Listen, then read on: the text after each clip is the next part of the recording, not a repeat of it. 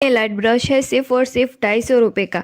लेकिन क्या ये सच में वर्थ इट है या नहीं, जानते हैं टेस्ट के बाद।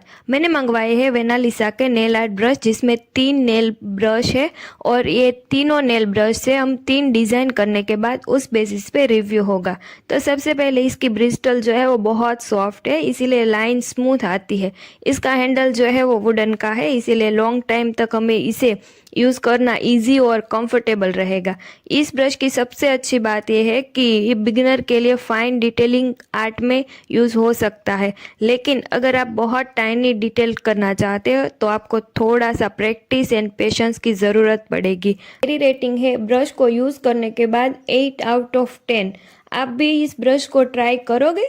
कमेंट में ज़रूर बताना। इसका फुल डिटेल रिव्यू वीडियो की लिंक नीचे दी हुई है, और अगर आपको ये ब्रश को क्लीन कैसे करना है वो वीडियो हमारे यूट्यूब चैनल पे अपलोड हो चुका है, तो वहाँ पे जाके आप देख सकते हो।